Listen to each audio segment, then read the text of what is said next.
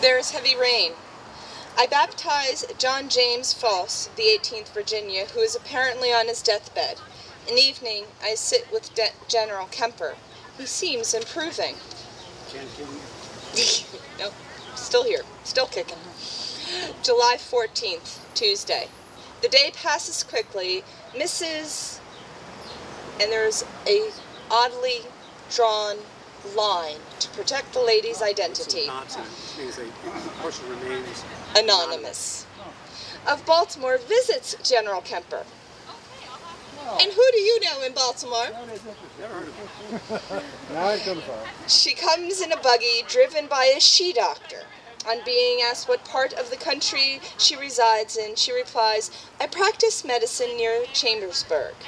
And again, it's quite a mystery as to whom this lady was. Saturday, July 18th. I spent a quiet day about camp, visiting the wounded. Griffin from the 1st Virginia Regiment dies of tetanus, suffering paroxysms of pain, but so triumphant is he in his faith that he can rejoice in the midst of those persecutions.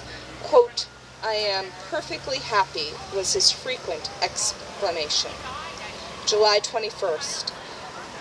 I go to Kershaw's Brigade Hospital, Bream's Tavern, and meet with Dr. Barch. Dr. Ryn's father arrives, and we enjoy his visit very much. An ambulance is sent for General Kemper, but he is too sick to go. Mr. and Mrs. Kearns want the room he occupies and have made false reports to the Yankee officers in town. July 22nd, Wednesday.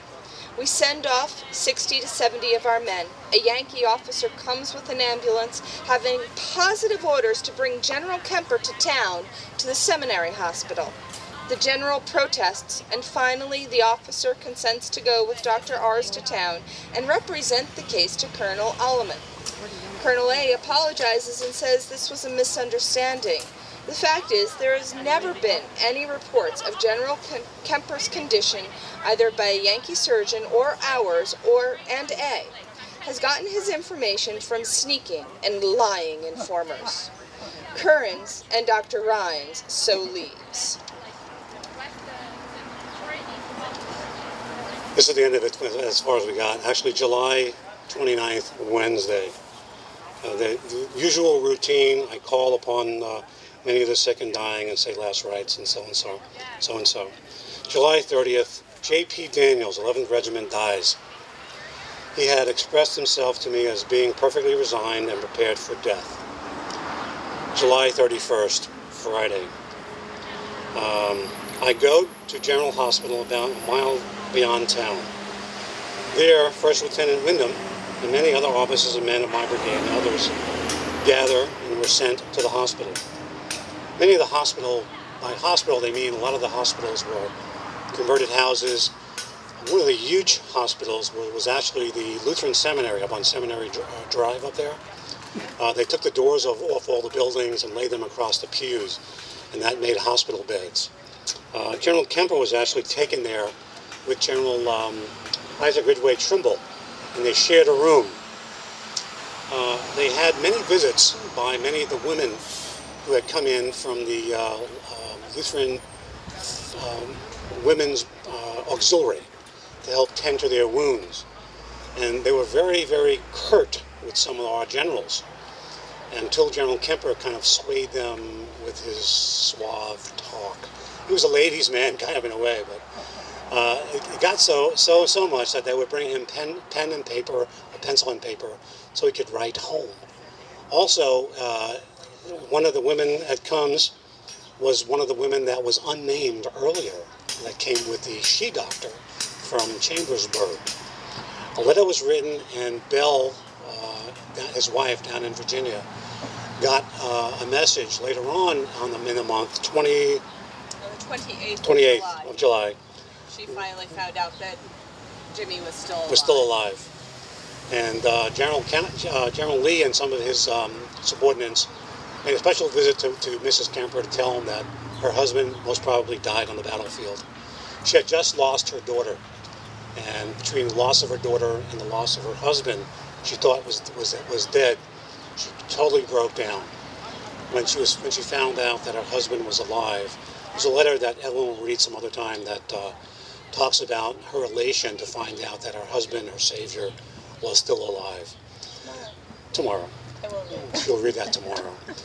Jimmy was taken eventually to Fort McHenry in Baltimore. He was kept under lock and key there. He was very, very, very weak. He had lost over 60 pounds, was kind of skin and bones. He looked drawn and gaunt. There's a picture of him actually there. Luckily, her father, Kemper's father, Belfield Cave, knew a lot of people on both sides of the Mason-Dixon. And between her brothers and Jimmy's brothers, they arranged a prisoner exchange with a Yankee general, brigadier general, who was captured by the railroad cut the first day of the battle on July 1, by the name of Charles Graham Kellogg of Battle Creek, Michigan, later to become the inventor of Kellogg's cornflakes and the Kellogg's cereal company. They were exchanged. He was taken back home and nursed back to health. He had a bullet lodged at the base of his spine, and it actually broke the pelvis on his right side, which they couldn't fix back in those days. He was in severe pain. His right leg dragged the rest of his life. He used a crutch. He couldn't mount a horse anymore. He was able to get up with help into a buggy. And later on in life, when he was elected to the governorship in 1874, he did the commencement speech for Virginia Agricultural and Mechanical, which now is Virginia Tech. He took a buggy and a horse across the Shenandoah Valley and mountains on both sides, to Blackburg, to actually speak at their commencement. The guy was just, you couldn't kill him. It was as hard as nails. But tomorrow, Evan will give you some more stuff. Any questions I can answer for you? Yes? Do they know the graves out at Greens? Are they marked at all? No, they didn't mark any of them at all. All we know, and most of the trees, some of the trees are still there. There's a chestnut tree. The apple tree was hit by lightning. There's a new apple tree there, in the same spot the other one was. So we know that there are two graves right there, but none of them are marked at all. This was missing for 140 years.